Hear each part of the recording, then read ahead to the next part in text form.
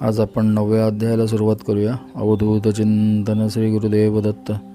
श्री गणेशाय नमः. ऐकून सिद्धाचे वचन नामधारक करी नमन विनवित कर जोडून भक्तिभावे करून या.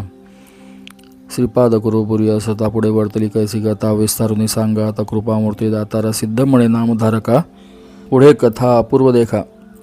त्या ग्रामी रजक एका सेवक झाला श्री गुरु. रजक म्हणजे धोबी.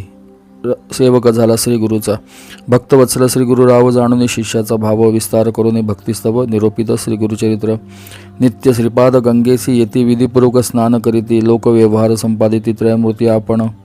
येऊन ते दर दिवशी घाटावर बसायचे नदीच्या आणि लोकांचं सगळंच काय चालले ते बघायचे. जे कोण अनन्य शरण आहेत त्यांना आशीर्वाद द्यायचे. असं त्यांचं सगळं चालू होतं.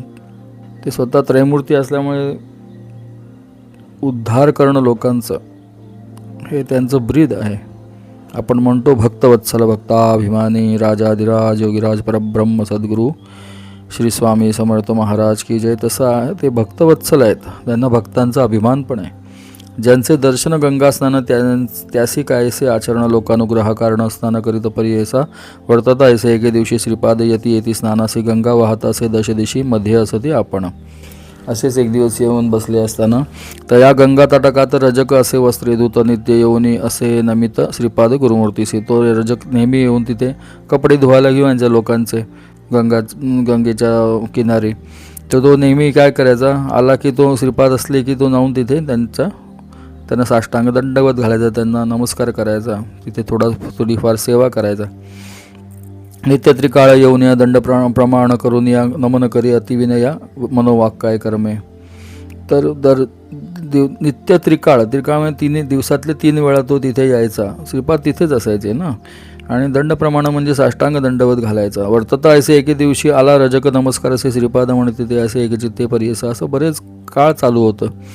आणि एक दिवस श्रीपादांकडे तो आला. नमस्कार केल्यानंतर श्रीपाद वल्लभ महाराज जे त्यांना म्हणाले, श्रीपाद म्हणते रजकासी का नित्य कष्ट दोषी तुष्टलो मी तुझ्या भक्तीशी सुखे राज्य करी आता. श्रीपाद म्हणाले त्याच्या उद्धाराची वेळ आली. त्याचा मनाचा भाव बघत होते श्रीपाद. तो 3 वेळा येऊन दंडवत घालतो पण मनात जो भाव त्याचा इतर काही असता तर त्याच्यावर कृपा नसती झाली. त्याचं प्रारब्ध सातत्याने सेवा करून त्याचं प्रारब्ध कमी झालं आणि मग महाराजांचा अनुग्रह व्हायची वेळ आली त्याच्यावर. काय म्हणाले श्रीपाद, का नित्य कष्ट दोषी तुष्टलो मी तुझ्या भक्तीशी सुखे राज्य करी आता. किती कष्ट करणार आहेस तू, तुझ्यावर मी आता प्रसन्न झालो. सांग तुला काय हवं. ऐकता गुरूंचे वचन गाठी बांधी पल्लवी शकूना.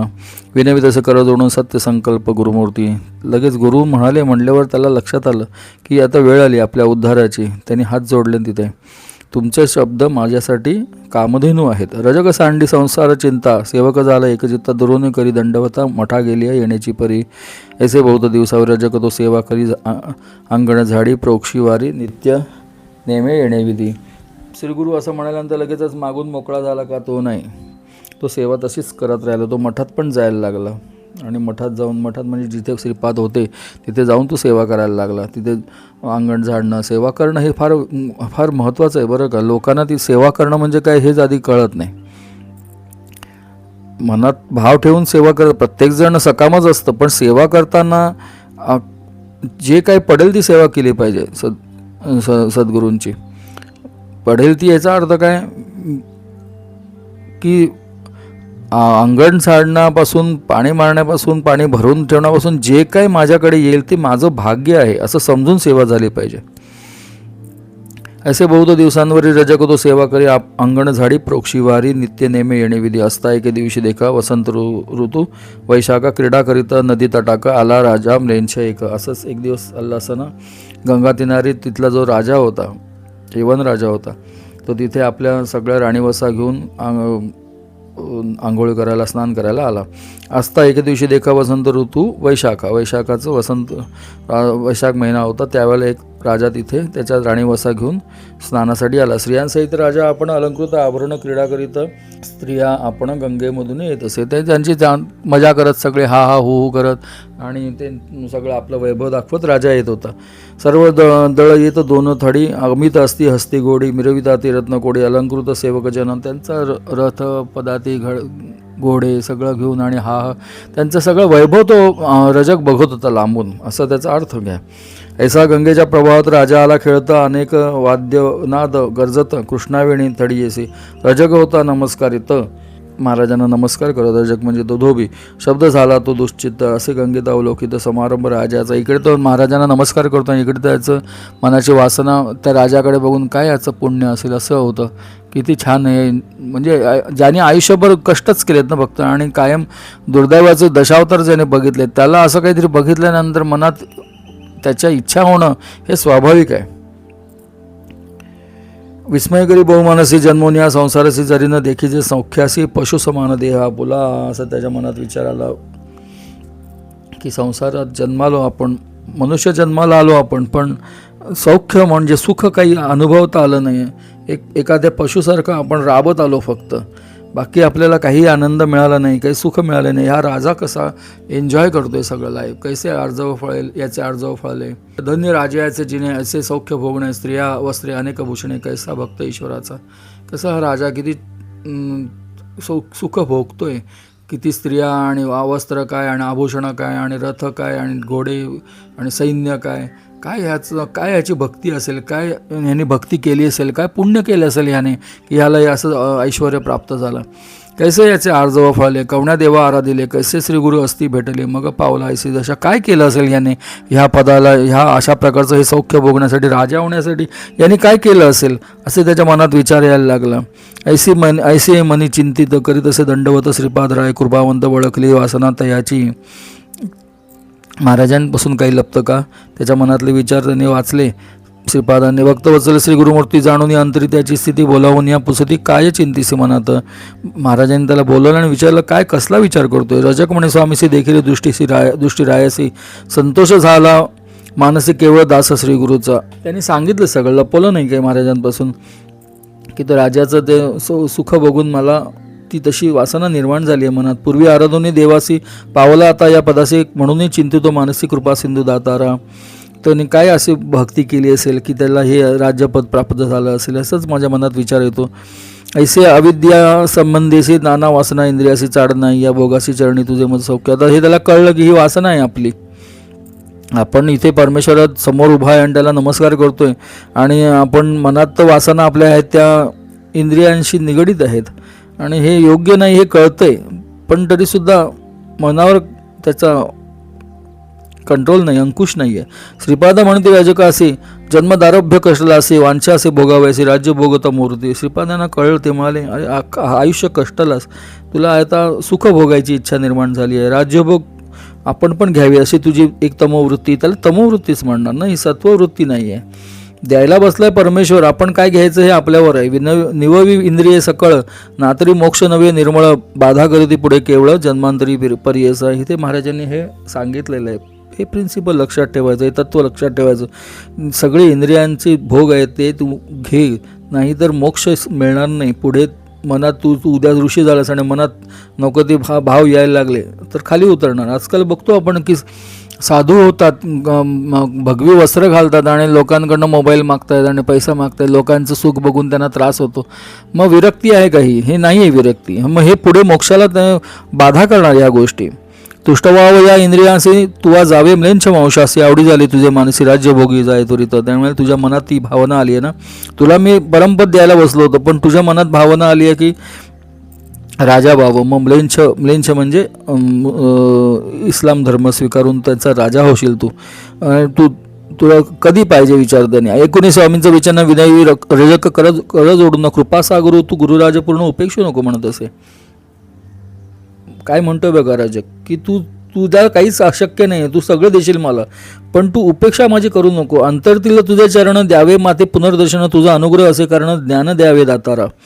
तुझा आणि विसर मला पडू देऊ नको, कारण माझं पुढचं काय आहे हे सगळं तुला माहिती आहे. मला राजा व्हायचं, पण मला राजा म्हणून सुख भोगायचं, पण मला तुझ्यापासून लांब नाही जायचं. तुझं ज्ञान मला असावं, तुझी आठवण मला असावी. श्री गुरु म्हणती तयासी वैदुरा नगरी जन्म घेसी भेटी देऊ अंतकाळाचे कारण असे येणे आम्हा. वैदुरा नगरी तुला जन्म होईल, तिथे अंतकाळी माझी आणि तुझी भेट होईल. भेटी होताची आम्हासी ज्ञान होईल, तुझे मानसी न करी चिंता भरवसी आम्हा येणे घडेल. त्यावेळेला भेट झाल्यानंतर तुला ज्ञान होईल, आत्ताचा जन्म तुला आठवेल, आम्ही कोण आहोत ते तुला सगळं कळेल. कारण ते तसं आम्हाला यावं लागणार आहे, आमचा अवतार असणार आहे. त्यावेळेला अनेक कार्यकारणाचे अवतार घेऊ परियसी विषधरुनी संन्यासी नाम नृसिंह सरस्वती. नृसिंह सरस्वती नावाने आमचा अवतार असणार आहे. त्यावेळेला आपली तुझी आणि माझी भेट होईल. तुझा अंतकाळ असेल त्यावेळेला किंवा माझा अंतकाळ असेल त्यावेळेला भेट होईल. अंतकाळासी याचा अर्थ दोन्ही साईडने आहे, कळलं की नाही. अंतकाळासी म्हणजे महाराजांनी त्याच्यानंतर लगेचच अवतार समाप्ती केलेली आहे, त्याच्यामुळे त्यांनी अंतकाळासी म्हटलेले आहे. आणि तो राजासुद्धा सगळं करून झाल्यानंतर काय होईल ते येईल पुढे हा कथाभाग. पण आत्ता अंतकाळासीचा अर्थ सांगतोय. ऐसेच तया संबोधून निरोप देती जाय म्हणून रजक लागला त्याच्याने नमस्कारित. त्यावेळी त्यांनी महाराजांना नमस्कार केला, ते तिथून सांगून निघायला लागले. देखुनी श्री गुरु कृपामूर्ती रजकाशी जवळी पाचारिती य भोगसी की पुरती राजभोग सांग मोज. ते मला कधी भोगणारे सांग, तुला आत्ता राजा व्हायचं आत्ता करतो. काय ताकद आहे बघा, भगवंत साक्षात समोर उभे आहेत, काय त्यांना काही कठीण नाही. तर मला आत्ता भोगणारेस की पुढच्या जन्मी भोगणार. रजक विनवित श्रीपादासी झालो आपण वृद्ध वयसी भोग भोगीनं बाळाभ्यासी यवन गोड राजभोग. जात नाही अंगातलं बघा. म्हणजे आता म्हातारपणी कसले राजाचे भोग भोगायला मिळेल. यवन भोग म्हणजे कसं, यवन गोड राजभोग. राजभोग भोगायचं कधी, तरुणपणी भोगायचं. मद असतो ना तो अंगात, मस्ती असते, ती तरुणपणी शोभून दिसते. आता म्हातारपणी काय बघू त्याचं मी, काय करू ते घेऊन. ऐकून राजकाचे वचन निरोप देते श्रीगुरु आपण त्वरित जाई रे म्हणून जन्मांतरी भोगे म्हणते. महाराज म्हणतात जा तिथे जा, तुझं सगळं होईल. निरोप देतात त्यावेळेस त्याजीला प्राण त्यात तत्काळी जन्मता झाला म्लेंछ कोळी वैदुरा नगरी विख्यात. त्यांनी महाराजांनी निरोप दिल्यावर त्यांनी तिथे देह सोडला ना आपला, तो मृत्यू पावला. आणि त्याचा जन्म म्लेंछ कोळी म्हणजे इस्लाम ह्याच्यामध्ये धर्मामध्ये त्याचा वैदुरा नगरी जन्म झाला. ऐसी रजकाची कथा पुढे सांगेन विस्तारता सिद्ध म्हणे नामधारक आता चरित्र पुढती अवधारी. ऐसे झाली अवसरी श्रीपाद राय कुरवपुरी असता महिमा अपरंपारे प्रख्यात असे पर्यायसा महिमा सकळ सांगता विस्तार होईल भोगता पुढील अवतार असे आख्याता सांगेन ऐक नामधारका. महत्व वर्णावया श्री गुरुचे शक्ती कैची या वाचे नवल हे अमृत दृष्टीचे स्थान महिमा ऐसा श्री गुरु राहती जे स्थानी अपार महिमा त्या भुवनी विचित्र जयाची करणे दृष्टांते तुझं सांगेन. स्थान महिमा प्रकार सांगेन ऐक एकाग्र प्रख्यात असे कुरवपुर मन कामना पूर्ती देते. ऐसे कित्येक दिवसावरी श्रीपाद होते कुरवपुरी कारण असे पुढे अवतारी म्हणून अदृश्य होते तेथे. अश्विनवद्य द्वादशी नक्षत्र मृगराज पर्येसी श्री गुरु बैसले निजानंदेसी अदृश्य झाले गंगेत. महाराजांनी देह वगैरे काही ठेवला नाही, ते सरळ अदृश्य झाले. कुठल्या नक्षत्रावर झाले ते सगळं त्याचं वर्णन आहे. लौकिकी दिसती अदृश्य जाणं कुरवपुरी असं ती आपण श्रीपादराव निर्धार जाण त्रयमूर्तीचा अवतार अदृश्य होऊन तयासाने श्रीपाद राहिले निर्गुणी दृष्टांत सांगेन विस्तारोनी म्हणे सरस्वती गंगाधर. ते अदृश्य जरी झाले तरी ते तिथे आहेत. कुठे आहेत? कुरवपुरात आहेत. तर कुरवपूरला नक्की जावं. आपण आधीच्या अध्यात बघितलं, तिथे श्रीपाद व्यक्त पण होतात लोकांना. तुमचा मनीचा जसा भाव असेल तसे तुम्हाला ते व्यक्त होतील. जे जन असं ती भक्त केवळ त्यासी दिसती श्री गुरु निर्मळ कुरवपूर क्षेत्र अपूर्व स्थळ असे प्रख्यात भूमंडळी. सिद्ध सांगे नामधारक असे त्याची कथा विस्तारेसी सांगत असे सकळिकांसी गंगाधराचा आत्मज. तरी श्री गुरुचरित्र परमकथा इति श्री गुरुचरित्र परमकथा कल्पतरू श्री नृसिंह सरस्वत्युपाख्याने सिद्ध नामधारक संवादे रजक वर प्रदानम नाम नवमोध्याय. श्री गुरु दत्तात्रेयार्पणमस्तु. याचा अर्थ काय की श्रीपाद तिथे जरी अदृश्य झाले, अदृश्य भगवंत काय होणार, अदृश्यच होणार नाही का. भगवंत देह ठेवला वगैरे हा भागच असत नाही आहे. आणि त्यांनी नंतर त्यांचा पुढचा अवताराची त्यांनी बेगमी केली. आणि ते आधीच्या आधी आपण बघितलं, त्या आंबेला त्यांनी काय सांगितलं, प्रदोष व्रत कर, आम्ही घेऊ जन्म. आणि ह्या राजकाला सांगितलं तुला अंतकाळी आम्ही भेट पण देऊ. सगळ्या पुढच्या अवतारात काय होणार त्यांनी आधीच्या अवतारातच सांगितलं. त्यामुळे भगवान नृसिंह सरस्वती म्हणजेच भगवान श्रीपाद श्रीवल्लभ, भगवान श्रीपाद श्रीवल्लभ म्हणजेच भगवान श्री दत्तात्रेय.